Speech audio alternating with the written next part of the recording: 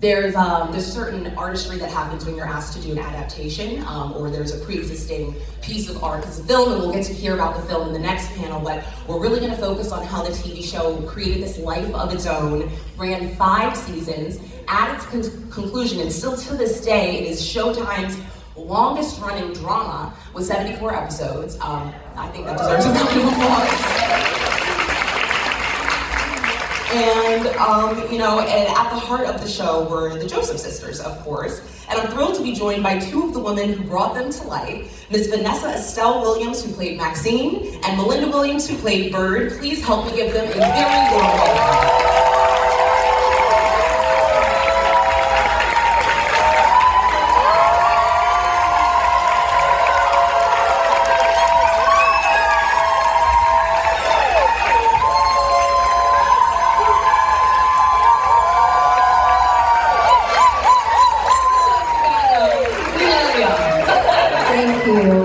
So much. How warm. That was the warmest of welcomes, right?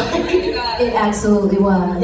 Well, thank you both for joining me today. I know I am, and the crowd is just extremely excited to get into the nitty-gritty of the show. But first, I want to give you guys an opportunity to take it right back to the beginning of how you guys first met, because I got a little tip that you weren't just sisters on TV, you're sisters in real life. So I'd love to hear how that relationship started and how you kept it strong all this time. Yeah, well, sisters from another mister. Let's be clear. Mr. and Mrs. But I think we also call ourselves heavenly sisters. That's right? We all feel like, including Nicole.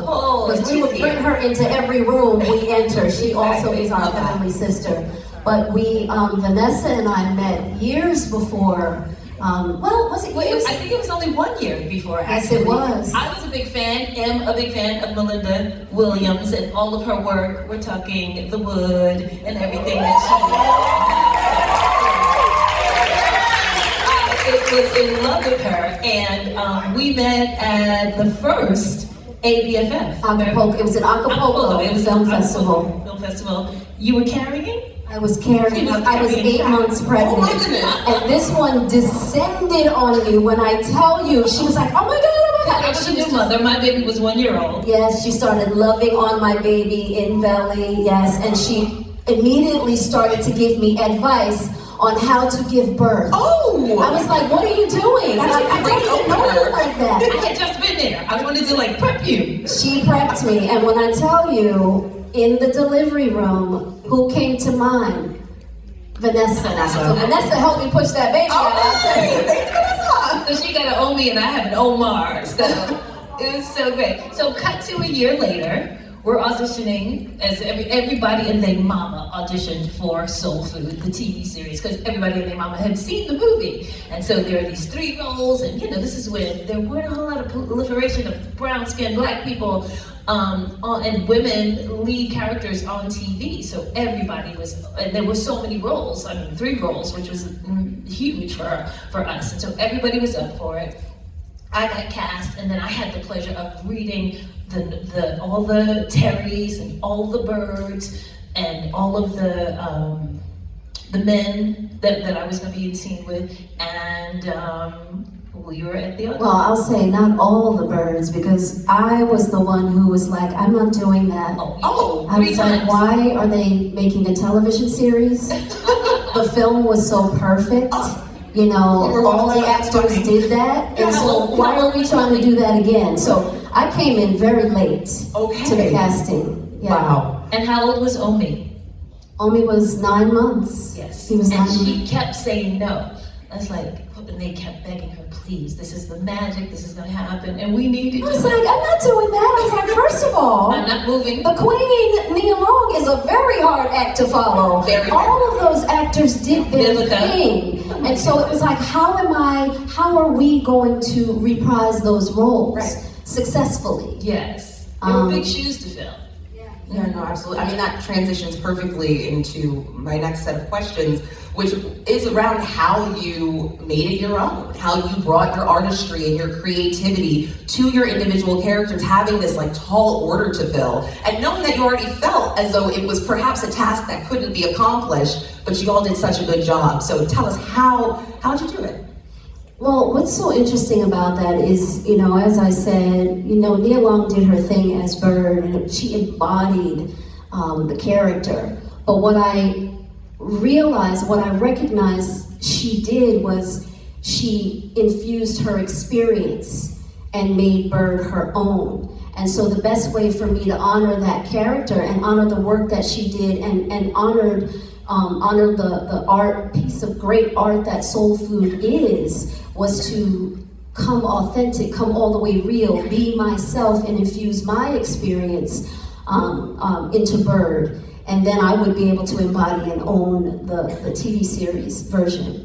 Absolutely, and I felt like it was like other singers, other actors with their instruments, their gifts, our life experiences, their own life experiences, giving this great piece of music. Like, so we want to hear Ella sing it, we want to hear Sarah Vaughan's version, we want to hear Billy's version. And so like everybody had an opportunity to infuse the characters with their lived experience. And it wasn't like we would be doing the exact same script. We would be carrying on their lives. And so we had big shoes to fill in a tall order, but because we knew we were going to come with our authenticity and our love of the craft and just being reverent of the work. We're so happy for this opportunity that we were going to come and give us our flavor, and we already had like this wonderful launching pad to come and embody these roles. So I wasn't really that worried. And I want to hear you speak to your dedication to keeping everything really authentic, both to yourselves, but also to what Black life looked like at the time. And I heard a little snippet of what y'all were talking about on the carpet out there, but I want our audience to hear it in full, especially what you were saying about do-rags, because it's so valid. But yeah, how do you, so this is like a multi-pronged question. How did you keep it real on screen and on set? And why was that so important? You want to take it first, or? However, how we do it, okay?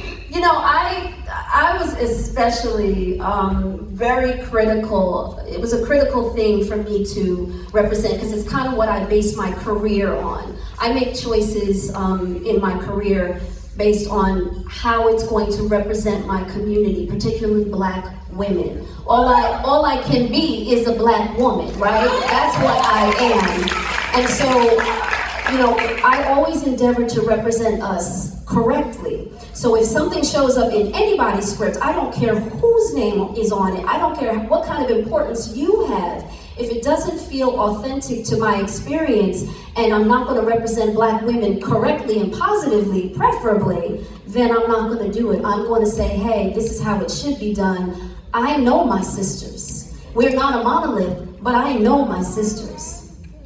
I mean, for me, it starts with the word, right? So first of all, we had an all-Black writing room of writers.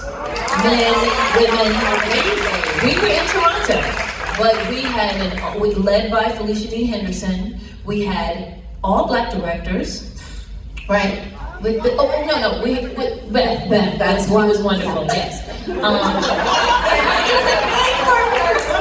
And she was marvelous, because a human story is a human story. So, but what was so great was being in this place with all of these Black faces behind the screen, in front of the scene. And so it was in the writing. But what I like to speak to in terms of like the authenticity is like, because we had all of these, like every sort of socioeconomic, not every, but lots of socioeconomic class of people in the family, right? We got the high earner, we got the middle class, blue collar folks, and then we got the just this side of the law couple, and we got their cousin, their brother-in-law, right? Yes. So the writing was keeping it 100, right? And so like when we'd go to bed, Malinda was like, no, I gotta keep my kerchief on because this is how we do it, and I gotta hold that, and I felt so happy to be able to wear my locks and have them styled and have them and feature like all the different ways we can be Black people in this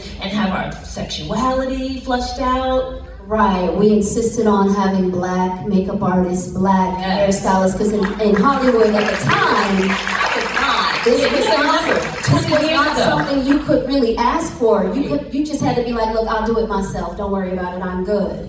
But when we went to Soul Food, they gave us everything we Because they understood. They understood, but also the showrunner, Felicia, she was also about, us being authentic and feeling. Because if you don't feel it as an actor, as an artist, if you don't feel it, then you're phoning it in. You're going through the motions. It's not going to, the audience is Right, that'll translate. It will. Right. Yeah. It will. Well, what wonderful. I mean, that just sounds like a really beautiful creative experience. Not only just for you all as the actors, but the fact that so many Black folks got to be professionals in their craft in this environment at this time. Like you said, that wasn't something you could ask for.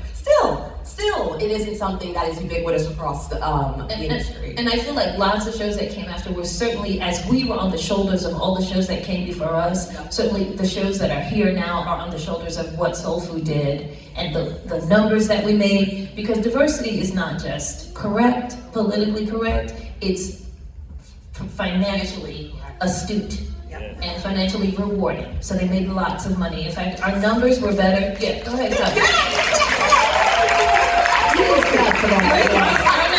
one of our numbers better than Sex and the City. They were. And lots of other. I guess it's top rated, yes. But we weren't getting those budgets. We weren't getting the budgets, and we were having a good time. I always say there was such a greater reason. Soul Food was always bigger than us. It wasn't just about us. It was something, that our community could. You got a fun story? Please. Well, it just made me think of in the jingle, in the opening credits, food for the soul.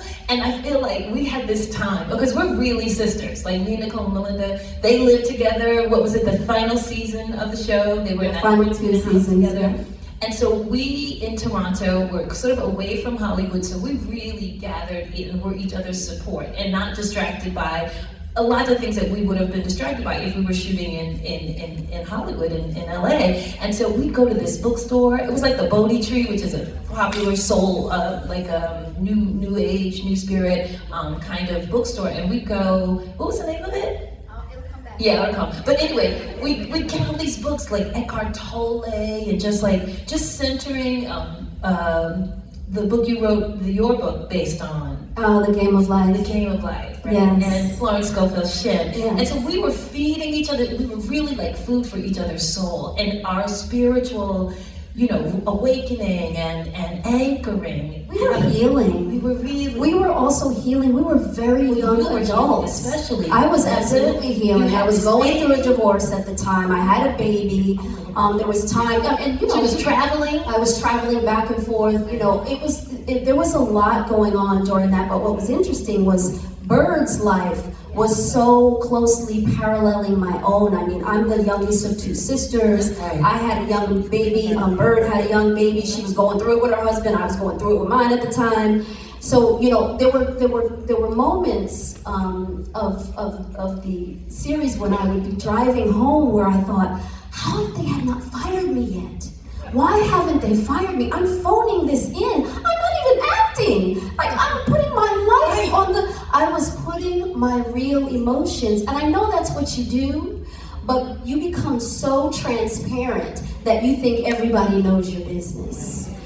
Right? And so there was one of the sisters here spoke to emotional intelligence during production, psychology during production. And when I would leave the set was the time that I would have to grieve or mourn or process my own business, because on set I was busy processing Bird's business, but through my own experience. So we were healing. And what I do believe, I really truly believe this, and this was my hope at the time, I think it's our hope as artists, is that the healing part, that you could see me healing.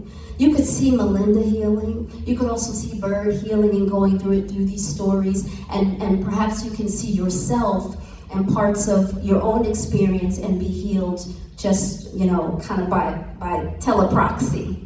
It was so healing just to be able to tell these stories about regular Black folks, to see our lives presented in this really authentic way, that honored all of our trials and tribulations, and like I said, from all the gamuts of our lives. And then we had all these amazing stars from, oh my God. We had the music stars, like all the musical stars would come. Show is Yes, everybody came to our.